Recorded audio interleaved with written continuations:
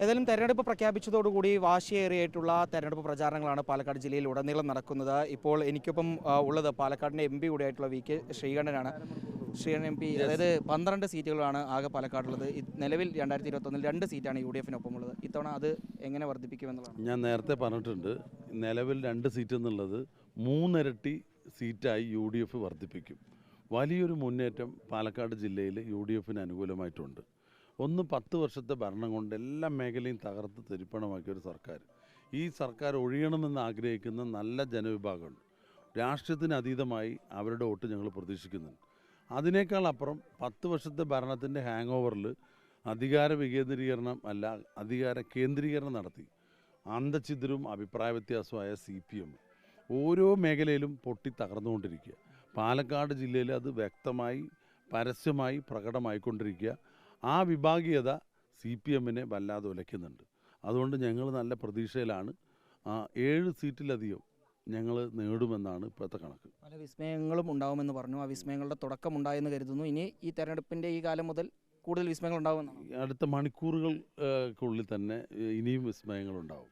വിസ്മയം എല്ലാവർക്കും ആസ്വദിക്കാനുള്ള CPM-ൽ പൊട്ടിത്തെറിയായിരിക്കും. ഈ ജില്ലയിൽ കുറച്ച് കാലങ്ങളായിട്ടുള്ള വലിയ തോതിലുള്ള അഭിപ്രായ വ്യത്യാസം ഈ തെരഞ്ഞെടുപ്പിൽ മറനീക്കി പുറത്തു വരികയാണ്. അതുകൊണ്ട് തന്നെ UDF-ന് വലിയൊരു മുന്നേറ്റം ഉണ്ടാവും. ഞാൻ പ്രതീക്ഷിച്ച നമ്മൾ കണക്കുകൂട്ടുന്നതിനേക്കാൾ അപ്പുറത്തേക്ക് സീറ്റുകൾ കിട്ടി. ഇത്തവണ റെക്കോർഡ് ഭൂരിപക്ഷം പാലക്കാട് ജില്ലയിലുണ്ടാക്കും. ഈ CPM വിട്ട് ഇപ്പോൾ PK ശശി ഇപ്പോൾ ഒരു സ്വതന്ത്ര മുന്നണിയായി നിൽക്കുന്നു എന്നെല്ലാം മനസ്സിലാക്കുന്നു. UDF-ന്റെ ഭാഗമായി മത്സരിക്കാനുള്ള നീക്കമുണ്ടെന്ന് മനസ്സിലാക്കുന്നു. ഷൊർണൂരോ ഒറ്റപ്പാലത്തോ എന്നുള്ള ഒരു ചർച്ചയാണ് ഇപ്പോൾ നടക്കുന്നത്. എവിടെയായിരിക്കും PK ശശി കൂടെ വന്നാൽ UDF-ന് ഗുണമാവുമെന്നുള്ള ഒരു കരുതലൊക്കെ ഉണ്ട്.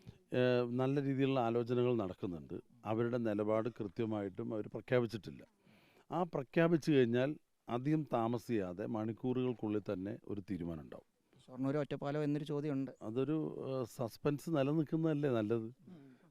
ഈ രണ്ടിലും പ്രതീക്ഷിക്കുക, രണ്ടിലേതെങ്കിലും ഒന്ന് പ്രതീക്ഷിക്കാം. ഒറ്റപ്പാലത്തിനാണ് കൂടുതൽ സാധ്യത. അങ്ങനെ കൂടുതൽ സാധ്യതയുണ്ട്. ഒന്നും കൂടി ആലോചിക്കാനുണ്ട്.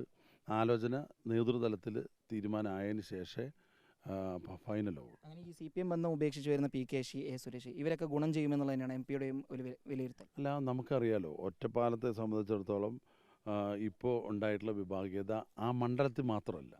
ഞാൻ നേരത്തെ പറഞ്ഞു, പാലക്കാട് ജില്ലയിൽ മിക്കവാറും എല്ലാ മണ്ഡലങ്ങളിലും പാർട്ടിക്കകത്ത് ആഭ്യന്തര കലാപമുണ്ട്. ഒരു വിഭാഗം അധികാരം കൈക്കലാക്കി ദുർവിനിയോഗം ചെയ്യുന്നു എന്നുള്ള ആക്ഷേപമാണ്. അപ്പോൾ യഥാർത്ഥ കമ്മ്യൂണിസ്റ്റ് പാർട്ടി വിശ്വസിക്കുന്ന നല്ലൊരു വിഭാഗം ജനങ്ങൾ അതിന് എതിരാണ്. അവരുടെ ഒരു പ്രതിഫലനമാണ് ഒറ്റപ്പാലത്ത്, മലമ്പുഴയിൽ, കോങ്ങാട്, മണ്ണാർക്കാട്, പട്ടാമ്പി എല്ലാ സ്ഥലത്തും ഉണ്ടാവും. നെമ്മാറ, ആലത്തൂർ, ഇതൊന്നും മാറി നിൽക്കില്ല. ഈ വിഭാഗീയത മറനീക്കി പുറത്തു വരാനുള്ള ഏറ്റവും നല്ല സന്ദർഭമാണ് അസംബ്ലി തെരഞ്ഞെടുപ്പ് കഴിഞ്ഞിട്ട് പറഞ്ഞിട്ട് കാര്യമില്ല. അപ്പോൾ തെരഞ്ഞെടുപ്പിന് മുമ്പ് തന്നെ ഇനിയും പാലക്കാട് ജില്ലയിലെ CPM-ൽ വ്യാപകമായ പൊട്ടിത്തെറി ഉണ്ടാവും. അത് താഴെ തട്ട് വരെ ഉണ്ടാവും. ഈ പാലക്കാട് നിയോജക മണ്ഡലം, അവിടെ ഇത്തവണ BJP ആ മണ്ഡലം എങ്ങനെയും പിടിച്ചെടുക്കണം എന്നുള്ളൊരു ഉദ്ദേശത്തിലാണ് എന്ന് പറയുന്നു. അവർ ഇത്തവണ ഇറക്കിയിരിക്കുന്ന അവരുടെ സംസ്ഥാന ജനറൽ സെക്രട്ടറി ശോഭാ സുരേന്ദ്രനാണ്. UDF ഇപ്പോൾ പുറത്തു വരുന്ന വിവരങ്ങൾ പ്രകാരം രമേശ് പിഷാരടി എന്ന പേരിലേക്ക് എത്തുന്നു. പിഷാരടിയെ കൊണ്ട് ഇത്തവണയും നിലനിർത്താൻ കഴിയുമെന്നൊരു പ്രതീക്ഷയുണ്ട്. പിഷാരടി എന്നല്ല, UDF-ന്റെ ഉറച്ച ഒരു മണ്ഡലമാണ് പാലക്കാട്. രാഷ്ട്രീയത്തിന് അതീതമായി പാലക്കാടിൻ്റെ തെരഞ്ഞെടുപ്പ് ചരിത്രം ഒന്ന് പരിശോധിച്ചാൽ നന്നായിരിക്കും. അവിടെ ഒരു പൊളിറ്റിക്സിന് അതീതമായി ജനങ്ങൾ ഒരു കമ്മ്യൂണൽ ഹാർമണി ആഗ്രഹിക്കുന്ന ഒരു മതേതര മനസ്സുള്ള മണ്ഡലമാണ്. അപ്പോൾ അവിടെ ഒരു വർഗീയമായിട്ടൊരു ചേരിതിരിവ് ഉണ്ടാക്കാൻ ആര് ശ്രമിച്ചാലും, ഇപ്പോൾ വന്ന സ്ഥാനാർത്ഥി തന്നെ അതിൻ്റെ ഏറ്റവും ഉത്തുംഗ ശൃംഗത്ത് നിൽക്കുന്ന ഒരാളാണ്. വിഭാഗീയതയും വർഗീയതയുടെയൊക്കെ പ്രതിരൂപമായിട്ടുള്ള ആ പാർട്ടിയെ, RSS-നെ, അത്തരത്തിലുള്ള ചിന്താഗതിയെ അവിടെ ശക്തമായിട്ട് എതിർക്കും. രാഷ്ട്രീയത്തിന് അതീതമായി അതിനെ എതിർക്കാൻ മുൻപന്തിയിലുള്ളത് UDF ആണെന്ന് ജനങ്ങൾക്കറിയാം. അതുകൊണ്ട് സ്ഥാനാർത്ഥി ആരാണെങ്കിലും എഴുതി വെച്ചോ, നല്ല ഭൂരിപക്ഷത്തിൽ പാലക്കാട് UDF വിജയിക്കും. ഈ UDF-നകത്ത് ഇപ്പോൾ കോൺഗ്രസ്സിൽ ഇപ്പോൾ കുറച്ചടുത്ത കാലമായി കണ്ടുവരുന്നൊരു പരിപാടിയാണ് ഈ പോസ്റ്റർ വിവാദം. ഈ കോങ്ങാട് ഉൾപ്പെടെ KPCC ജനറൽ സെക്രട്ടറി ആയിട്ടുള്ള KA തുളസിക്കെതിരെ ഉൾപ്പെടെ വ്യാപകമായി പോസ്റ്റർ ഉയരുന്നു. VK ശ്രീകണ്ഠൻ്റെ നോമിനിയാണ് KA തുളസി എന്ന് പറഞ്ഞുകൊണ്ടുള്ള പോസ്റ്ററുകളാണ് ഉയർന്നത്. റിപ്പോർട്ടർ ചാനൽ അടുത്ത കാലത്ത് വന്നിട്ടുള്ളൂ. ഇതിന് മുമ്പുള്ള ഇലക്ഷനിലൊന്നും നിങ്ങൾ ഇതുപോലുള്ള പോസ്റ്റർ കണ്ടിട്ടില്ല. അന്നും പോസ്റ്ററുണ്ട്. ഇപ്പോൾ സോഷ്യൽ മീഡിയ ഉണ്ട്. ഒരു വ്യക്തിക്ക് അവരുടെ ഇഷ്ടം പ്രകടിപ്പിക്കാൻ പാർട്ടി ഫോറത്തിനേക്കാളും പാർട്ടികളുടെ അനുഭാവികളായിരിക്കില്ല പുറത്തുള്ള ആളുകൾക്ക്. അവരൊക്കെ അവരുടെ വായ തോന്നിയ ഇഷ്ടം അവർ പറയും. പാർട്ടിക്ക് ഒരു നിലപാടുണ്ട്. അത് ആരുടെയും ഭാര്യയോ ഭർത്താവോ നോക്കിയിട്ടല്ല. ഞാൻ കല്യാണം കഴിക്കുന്നത് എൻ്റെ ഭാര്യനെ തുളസിയെ കല്യാണം കഴിക്കുന്നത് ഒരു പാർലമെൻറ്റ് തിരഞ്ഞെടുപ്പിൽ അവർ സ്ഥാനാർത്ഥിയായി ഇരിക്കുമ്പോഴാണ് പരിചയപ്പെട്ടതും കല്യാണം കഴിച്ചു. ഇതൊക്കെ സമൂഹത്തിൽ എല്ലാവർക്കും അറിയാം. ഞാൻ കാണുന്നതിന് മുമ്പ് അവർ പാർലമെൻറ്റിലും അസംബ്ലിയിലും മത്സരിച്ചിട്ടുണ്ട്. പിന്നെ ഭാര്യയാണോ ഭർത്താവാണോ നോക്കിയിട്ടല്ല സ്ഥാനാർത്ഥിയെ തീരുമാനിക്കുന്നത്. സ്ഥാനാർത്ഥിയെ തീരുമാനിക്കുന്നത് എന്താ? വിജയ സാധ്യതയുണ്ടോ, അതിനുള്ള യോഗ്യതയുണ്ടോ, പരിചയസമ്പത്ത് ഉണ്ടോ, പാർട്ടിയിൽ പ്രവർത്തിച്ചിട്ടുണ്ടോ, ഈ 2-3 മാനദണ്ഡങ്ങളിൽ തുളസി എന്നെക്കാളും മുമ്പിലാണ്. അപ്പോൾ സ്വാഭാവികമായിട്ട് ആ പരിഗണന ഉണ്ടാവും. പിന്നെ ചില ആളുകൾക്കൊക്കെ അഭിപ്രായം പറയുമ്പോൾ അസ്വസ്ഥതയും അല്ലെങ്കിൽ വ്യക്തിപരമായിട്ടുള്ള ശത്രുതയൊക്കെ ഉണ്ടാവും. പിന്നെ വ്യാപകമായി പോസ്റ്ററല്ല, എഴുതാൻ പോലും അറിയാത്ത A4 ഷീറ്റിൽ എഴുതാൻ അറിയില്ല, നേരെ ചൊവ്വേ മലയാളം അക്ഷരം എഴുതാൻ അറിയാത്ത 2 പേര് പോസ്റ്റർ ഒട്ടിച്ച് പറയുമ്പോഴേക്കും നിങ്ങളത് വ്യാപകമായി പ്രചരിപ്പിക്കുക. വ്യാപകമായ പോസ്റ്റർ പൊട്ടിത്തെറിക്കാൻ പോകുന്നത് നിങ്ങൾ ഏറ്റവും കൂടുതൽ സപ്പോർട്ട് ചെയ്യണ CPM ആണ്. അത് വരുന്ന ദിവസങ്ങളിൽ പൊട്ടിത്തെറിയില്ല, എല്ലാവരും ഒരുമിച്ചാണെന്നാണ് നിങ്ങൾ നോക്കിയോ. തെരഞ്ഞെടുപ്പിൽ സ്ഥാനാർത്ഥിയെ പ്രഖ്യാപിച്ചു കഴിഞ്ഞാൽ ഞങ്ങൾ ഒരുമിച്ച് ഒറ്റക്കെട്ടായി ഏറ്റവും നന്നായി പ്രവർത്തിക്കുന്ന ഒരു സംവിധാനം ഇപ്പോൾ ടീം UDF VD സതീശൻ്റെ നേതൃത്വത്തിൽ ഞങ്ങൾ പുതുയുഗ യാത്ര നടത്തിയപ്പോൾ 140 നിയോജക മണ്ഡലങ്ങൾ പാർട്ടിക്കാരും മുന്നണിക്കാരും മാത്രമല്ല സാധാരണ ജനങ്ങൾ വന്ന് സപ്പോർട്ട് ചെയ്യണം. അത് ഒരു സൂചനയാണ്.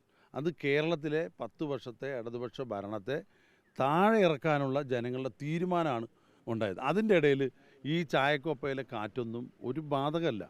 പാർട്ടി ഒരു സ്ഥാനാർത്ഥിയെ തീരുമാനിച്ചാൽ എല്ലാവരും, അതാരാകട്ടെ, എല്ലാവരും ഒരുമിച്ച് പ്രവർത്തിക്കും. അതാണ് ഇപ്പോഴത്തെ UDF. VK ശ്രീകണ്ഠൻ MP എല്ലാ തെരഞ്ഞെടുപ്പിനും കൃത്യമായി കണക്ക് വെക്കുന്ന ഒരാൾ കൂടിയാണ്. KPCC വെച്ചത് പാലക്കാട് ജില്ലയിൽ 5 സീറ്റ് എന്ന ഒരു പ്രതീക്ഷയാണെങ്കിൽ VK ശ്രീകണ്ഠൻ 7 എന്നുള്ള പ്രതീക്ഷ തന്നെയാണ് ഇപ്പോഴും തുടരുന്നത്. എനിക്കൊന്ന് പറയാനുള്ളത്, നിങ്ങളെ മാധ്യമങ്ങളുടെ കണക്ക് മുഴുത്തവണ തെറ്റും. ഞാൻ ഇലക്ഷൻ മത്സരിക്കുമ്പോൾ ഒക്കെ നിങ്ങളില്ല, റിപ്പോർട്ടർ ചാനൽ അതിലില്ല. കഴിഞ്ഞ തവണ മറ്റ് പല ചാനലുകാരും പറഞ്ഞു എന്നെ 3-ാം സ്ഥാനത്താണ്.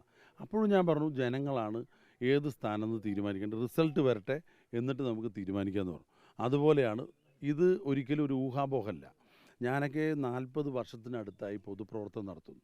വാർഡ് തലത്തിൽ സാധാരണ കൊച്ചു കുട്ടികൾ തൊട്ട് മുതിർന്നവർ വരെയുള്ളവരായിട്ട് ഒരു ബന്ധമുണ്ട്. അത് അവരുടെ വികാര പ്രകടനങ്ങളും അഭിപ്രായമൊക്കെ നമ്മൾ കേൾക്കുന്നുണ്ട്. നിങ്ങളൊന്നും അത്ര കേൾക്കുന്നില്ല. സ്റ്റുഡിയോയിലും അതുപോലെ നിങ്ങളിതുപോലെ ഇൻ്റർവ്യൂവിലും മാത്രമേ നിങ്ങൾ കാണുന്നുള്ളൂ. ഞങ്ങൾ ജനങ്ങളുടെ വികാരം അറിഞ്ഞുകൊണ്ടാണ് പറയുന്നത്. പാലക്കാട് ജില്ലയിൽ ചരിത്രം തിരുത്തിക്കൊണ്ടുള്ള ഒരു മുന്നേറ്റം UDF ഇത്തവണ ഉണ്ടാവും. അടിവരട്ട് എഴുതി വെച്ചോ, 7 സീറ്റിന് കൂടുതൽ UDF വിജയിച്ചിരിക്കും. പക്ഷേ എല്ലാ LDF നേതാക്കളും പങ്കുവെക്കുന്ന ഒരു പ്രതീക്ഷ എന്ന് പറയുന്നത് ജനക്ഷേമ പ്രവർത്തനങ്ങൾ വലിയ രീതിയിൽ നടത്തിയിട്ടുണ്ട്, പെൻഷൻ ഉൾപ്പെടെയുള്ള കാര്യങ്ങൾ. അതുകൊണ്ട് തന്നെ തങ്ങൾക്കൊരു തിരിച്ചടി ഉണ്ടാവില്ല എന്നൊരു പ്രതീക്ഷ LDF നേതാക്കൾ. 5 വർഷം മുമ്പ് ഈ ഗവൺമെൻറ് അധികാരത്തിൽ വരുമ്പോൾ കേരളത്തിൽ പറഞ്ഞത് കാര്യം 2-3 കാര്യമാണെങ്കിൽ പറയാം, സമയമുണ്ടെന്ന് എനിക്കറിയില്ല. ആദ്യത്തെ കാര്യം പറഞ്ഞത് ഞങ്ങൾ അധികാരത്തിൽ വന്നാൽ പെൻഷൻ 2500 ആക്കും. 4.25 വർഷം പഴയ പെൻഷനായിരുന്നു. ഈ ലോക്കൽ ബോഡി ഇലക്ഷന് മുമ്പ് 400 രൂപ കൂട്ടി, അപ്പോഴും 2000 ആയിട്ടുള്ളൂ. അപ്പം 4.25 വർഷവും വാഗ്ദാനം പാലിക്കാത്തവർ തെരഞ്ഞെടുപ്പ് മുന്നിൽ കണ്ട് വാഗ്ദാനം പകുതി പാലിച്ചു. 400 രൂപ കൂട്ടി, ഇനി 500 രൂപ കൂടെ കൂട്ടിയാലാവുള്ളൂ. അതിനിപ്പോൾ കൂട്ടാൻ കഴിയില്ല. ഇപ്പോൾ ഇലക്ഷൻ പ്രഖ്യാപിക്കാൻ പോവുക. 5 വർഷം മുമ്പേ പറഞ്ഞ വാഗ്ദാനം പാലിക്കാൻ കഴിഞ്ഞിട്ടില്ല. 3 മാസത്തേക്ക് പെൻഷൻ കൊടുത്ത് ജനങ്ങൾ ആ പെൻഷൻ മേടിച്ച് UDFന് വോട്ട് ചെയ്തു. ലോക്കൽ ബോഡി ഇലക്ഷൻ അവർക്കറിയാം ഇനിയുള്ള 5 വർഷം പെൻഷൻ തരേണ്ടത് UDF ആണ്. ഇതാണ് ഈ സാമൂഹ്യ ക്ഷേമ പെൻഷൻ. 14 ക്ഷേമനിധികളിൽ പാവപ്പെട്ട തൊഴിലാളികൾ മാസം 50 രൂപ വെച്ച് അടച്ച് 60 വയസ്സ് കഴിഞ്ഞ് റിട്ടയർ ചെയ്യണം. ഇവിടെ പലരും ഉണ്ടാവും, ചോദിച്ചറിയാം. അതിൽ 19 മാസത്തെ പെൻഷൻ ഇതുവരെ കൊടുത്തിട്ടില്ല. ഈ സാമൂഹ്യ സുരക്ഷാ പെൻഷൻ സർക്കാർ സൗജന്യമായിട്ട് കൊടുക്കണം. മറ്റ് ക്ഷേമനിധി ബോർഡുകളിലെ കർഷക തൊഴിലാളി, കെട്ടിട നിർമ്മാണ തൊഴിലാളി, കള്ളുചെത്ത് തൊഴിലാളി, മോട്ടോർ വാഹന തൊഴിലാളി, ഇങ്ങനെ തുടങ്ങിയ എല്ലാ ക്ഷേമനിധി ബോർഡിലും അവർ കഷ്ടപ്പെട്ട് മാസം 50 രൂപ വെച്ച് അടച്ച് 60 വയസ്സ് കഴിഞ്ഞാലാണ് അവർക്ക് പെൻഷന് യോഗ്യത. 60 വയസ്സ് കഴിഞ്ഞ് 19-20 മാസമായിട്ട് 1 രൂപ അവരടച്ച പൈസ ഒന്നും കൊടുത്തിട്ടില്ല. അപ്പോൾ ഈ സാമൂഹ്യ സുരക്ഷാ പെൻഷൻ്റെ ഉപഭോക്താക്കളെക്കാളും ഇരട്ടിയാണ് ഏത് ക്ഷേമനിധി ബോർഡ്. ആ പണമെടുത്ത് സർക്കാർ തിരിമറിയത്. 3 പ്രാവശ്യമാണ് വെള്ളത്തിൻ്റെ ചാർജ് കൂട്ടി, 4 പ്രാവശ്യമാണ് ഇലക്ട്രിസിറ്റി ചാർജ് കൂട്ടി, 300% വീട്ടുനികുതി കൂട്ടിയത്, 400% ഭൂനികുതി കൂട്ടിയത്. ഇതിനൊക്കെ മറുപടി പറയാൻ ജനങ്ങൾ കാത്തിരിക്കുക. അപ്പോൾ സർക്കാരിൻ്റെ എല്ലാ പ്രവർത്തനത്തെയും വിലയിരുത്തി ജനങ്ങൾ വോട്ടിംഗ് ചെയ്യും, പോളിംഗ് ബൂത്തിലെത്തും. അത് നല്ലൊരു റിസൾട്ടായിരിക്കും. ഞങ്ങൾക്ക് വലിയ പ്രതീക്ഷ. 1 മാസം കൊണ്ട് കേന്ദ്ര സംസ്ഥാന സർക്കാരുകളെ തുറന്നു കാട്ടാൻ കഴിയുമെന്നൊരു പ്രതീക്ഷയുണ്ട്. ഇനി ഈ കഴിഞ്ഞ കാലങ്ങളിലൊക്കെ ചെയ്തുകൊണ്ടിരിക്കുകയല്ലേ. ഇപ്പം ഞങ്ങൾ 1 മാസമായിട്ട് നടത്തിയ പുതുയുഗ യാത്ര VD സതീശൻ്റെ നേതൃത്വത്തിൽ UDFൻ്റെ വലിയ പ്രചരണമായിരുന്നു. വലിയ മുന്നേറ്റമായിരുന്നു. ഒരു കാലത്തും ഈ ജാഥയ്ക്ക് ഇത്രയില്ല. ഈ ഞങ്ങൾ കുറ്റം പറയുക, കേന്ദ്ര ഗവൺമെൻറ് അത് ചെയ്തില്ല, സംസ്ഥാന ഗവൺമെൻറ് ഇത് ചെയ്തില്ല. അത് മാത്രമല്ല, അവരുടെ വീഴ്ചകൾ ചൂണ്ടിക്കാട്ടി UDF അധികാരത്തിൽ വന്ന് എന്തൊക്കെ ചെയ്യും അത് വ്യക്തമായിട്ട് എല്ലാ മേഖലയിൽപ്പെട്ട ജനങ്ങളുമായി ചർച്ച ചെയ്ത് അത് സംവാദം നടത്തി അവരുടെ അഭിപ്രായം കേട്ട് ഒരു രൂപം ഉണ്ടാക്കിയിട്ടുണ്ട്. വിദ്യാഭ്യാസ രംഗത്ത് ഉള്ള തകർച്ച, ആരോഗ്യ രംഗത്തുണ്ടായിട്ടുള്ള തകർച്ച, കാർഷിക മേഖല നേരിടുന്ന പ്രതിസന്ധി, വ്യവസായ മേഖലയിലെ നിക്ഷേപം ഇല്ലായ്മ, അങ്ങനെ തീരദേശ മേഖല, മലയോര മേഖല, എല്ലാ മേഖലയിലും ജനങ്ങളുമായി ബന്ധപ്പെട്ട മുഴുവൻ വിഷയം സമഗ്രമായി അപഗ്രഥിച്ച് ദീർഘവീക്ഷണത്തോടുകൂടി പദ്ധതികളുണ്ടാക്കി അത് ജനം മുമ്പാകെ ഞങ്ങൾ അധികാരത്തിൽ വന്ന ഇന്ന കാര്യങ്ങൾ ചെയ്യും എന്ന് പരസ്യമായിട്ട് പറഞ്ഞില്ല. തെരഞ്ഞെടുപ്പ് മാനിഫെസ്റ്റോ ഇറക്കാൻ പോകുന്നുണ്ട് UDFൻ്റെ. അതിൽ പാവപ്പെട്ട സാധാരണക്കാരായ ആളുകൾക്ക് പട്ടിണി കിടക്കാതിരിക്കാൻ അവർക്ക് സാമ്പത്തികമായ സഹായം അവരെ ചേർത്ത് വെച്ചുകൊണ്ട് അവർക്ക് ചികിത്സ സൗജന്യമാക്കി എല്ലാ തരത്തിലുള്ള ജനപ്രിയ പദ്ധതികൾ പ്രഖ്യാപിക്കും. അത് ഞങ്ങൾ നടപ്പിലാക്കും. അതിലാണ് വിശ്വാസം. അത് വോട്ടാവുമെന്നാണ് കരുതുന്നത്. 100%. 10 വർഷം പ്രളയക്കെടുതി ഉണ്ടായി, കോവിഡ് പ്രതിസന്ധി ഉണ്ടായി. ഈ നിൽക്കുന്ന ആർക്കെങ്കിലും ഒരു 1000 രൂപ, ഒരു 100 രൂപ ഒരു പാക്കേജായിട്ട് കിട്ടിയിട്ടുണ്ടോ? വിലക്കയറ്റം എത്രയാണ്? ആരാ നിയന്ത്രിക്കുന്നത്? Civil supplies department. റേഷൻ കടയിൽ പോയി നോക്കണം. അരി തന്നെ പല സമയത്തേ വരുന്നുള്ളൂ, ഗോതമ്പ് ഇടയ്ക്കേ വരുള്ളൂ.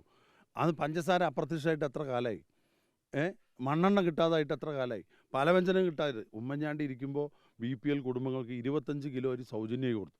പല കുടുംബങ്ങൾക്കും അത് അധികമായിട്ട് അവർ കൊണ്ടുപോയി പച്ചക്കറി മാർക്കറ്റിൽ കൊടുത്ത് പകരം പച്ചക്കറി മേടിച്ചു പോയിരുന്നു. 10 വർഷം മുമ്പ് കേരളത്തിൽ. ഇന്ന് പൊതുവിതരണ സമ്പ്രദായം എന്താ? സപ്ലൈകോക്ക് എത്ര കോടി രൂപ കൊടുക്കാനുണ്ട്? സബ്സിഡി ഇനത്തിൽ എത്ര കോടി കൊടുക്കാനുണ്ട്? എന്നാൽ ഈ വിലക്കയറ്റം നിയന്ത്രിക്കാൻ സർക്കാരിന് വല്ലതും ഉണ്ടോ? ഒരു പദ്ധതിയില്ല. അപ്പോൾ ജോലിയില്ല, വരുമാനമില്ല, അതുപോലെ തന്നെ വിലക്കയറ്റം. ഇതുകൊണ്ട് പൊറുതി മുട്ടിയ ജനങ്ങൾക്ക് ഏതെങ്കിലും ഒരു പാക്കേജ് നമ്മുടെ സ്റ്റേറ്റ് സർക്കാർ കൊടുത്തിട്ടുണ്ടോ? കർണാടകയ്ക്ക് കൊടുത്തു, അപ്പുറത്ത് മറ്റ് സംസ്ഥാനങ്ങളിൽ കൊടുത്തു, തമിഴ്നാട്ടിൽ കൊടുത്തു. അവിടെയൊക്കെ കിറ്റ് ഇപ്പോഴും കൊടുത്തുകൊണ്ടിരിക്കുക. ഇവർ കോവിഡ് കാലത്ത് കൊടുത്ത കിറ്റ് വെച്ചാണ് അധികാരത്തിൽ വന്നത്. ഇത്തവണ എല്ലാം നിഷേധിച്ചു. പാവപ്പെട്ട ആളുകൾ തൊഴിലുറപ്പ് പദ്ധതിയുടെ പണം പോലും കിട്ടുന്നില്ല. അപ്പോൾ ഒരു വരുമാനമില്ലാത്ത പാവപ്പെട്ട ജനങ്ങൾ എന്ത് ചെയ്യണം? ഒരു മാറ്റം അവർ ആഗ്രഹിക്കുന്നതിൽ എന്താ തെറ്റ്? രാഷ്ട്രീയത്തിന് അതീതമായി കൊച്ചു കുട്ടികളുടെ വിദ്യാഭ്യാസം തൊട്ട് ഉന്നത വിദ്യാഭ്യാസ രംഗം വരെ താറുമാറായി കിടക്കുക. ആരോഗ്യം, നമ്മുടെ ആരോഗ്യ ഡിപ്പാർട്ട്മെൻറ്റ് വെൻറ്റിലേറ്ററിലാണ്. അനുഭവമല്ലേ? ഇപ്പോൾ ആളുകൾക്ക് ആശുപത്രി പോകാൻ പേടിയാണ്. വയറ്റിൽ കത്രികയാണോ വെക്കുക, അതോ മുട്ടിക്കോഴയാണോ ഇടുക? എന്താ പറയാൻ പറ്റില്ല. കൊച്ചു കുട്ടികൾ, LKG പോകുന്ന കുട്ടികൾ തൊട്ട് ഉന്നത വിദ്യാഭ്യാസ രംഗം. കേരളത്തിലെ ഒരു യൂണിവേഴ്സിറ്റിയിലും വൈസ് ചാൻസലർമാരില്ല, എല്ലാം ചാർജാ. രജിസ്ട്രാർമാരില്ല, എല്ലാം ചാർജാ. സർക്കാർ കോളേജുകളിൽ പ്രിൻസിപ്പാൽമാരില്ല, എല്ലാം ചാർജാ. നിങ്ങൾ ആലോചിക്കണം, കേരളം പോലെ വിദ്യാഭ്യാസത്തിനും ആരോഗ്യത്തിനും കഴിഞ്ഞ കാലങ്ങളിൽ മുൻഗണന നൽകിയിരുന്ന ഗവൺമെൻറ്, അത് ഏത് ഗവൺമെൻറ്റും. പക്ഷേ ഈ ഗവൺമെൻറ് അടുത്ത തലമുറയ്ക്ക് ഒരു പ്രതീക്ഷയുമില്ലാതെ, നിലവിലുള്ള തലമുറയിൽപ്പെട്ടുള്ള പാവങ്ങളെ സംരക്ഷിക്കാതെ ഏറ്റവും കടുത്ത ജനദ്രോഹം നടത്തിയിരിക്കുക. അത് പ്രതിഫലിക്കും. അതാണല്ലോ ജനാധിപത്യം. ഭരണം നല്ലതാണോ അല്ലേ എന്ന് വിലയിരുത്തുന്ന ആരാ? ജനങ്ങൾ വോട്ട് ചെയ്യുമ്പോഴേ പറ്റൂ. അവർക്ക് ഒരവസരം കിട്ടും 5 വർഷത്തിലൊരിക്കൽ. 5 വർഷം ഭരണം കിട്ടിച്ചിട്ട് എന്തും ചെയ്യാം. എന്നാൽ മുഖ്യമന്ത്രിക്കും മക്കൾക്കും മരുമക്കൾക്കും അഴിമതിയും ധൂർത്തും അവർക്ക് എന്തും ആവാലോ. എത്ര അഴിമതി കേസിലാണ് പ്രതികളായിരിക്കുന്നത്? അതിനെല്ലാം കണക്ക് പറഞ്ഞു ചോദിക്കാനുള്ള അവസരം ജനങ്ങൾ കൃത്യമായിട്ട് വിനിയോഗിക്കും ഈ നിയമസഭാ തെരഞ്ഞെടുപ്പിൽ. വലിയ പ്രതീക്ഷയിലാണ് UDF നേതാക്കൾ ഉള്ളത്. ഇത്തവണ പാലക്കാട് ജില്ലയിൽ 7-ലധികം സീറ്റുകൾ നേടുമെന്നൊരു പ്രതീക്ഷയാണ് UDFൻ്റെ പാലക്കാട് ജില്ലയിലെ സ്റ്റാർ ക്യാമ്പയിനർ കൂടിയായിട്ടുള്ള VK ശ്രീകണ്ഠൻ വ്യക്തമാക്കുന്നത്. റിപ്പോർട്ടർ ഇക്ബാൽ അർക്കലിൻ, റിപ്പോർട്ടർ പാലക്കാട്.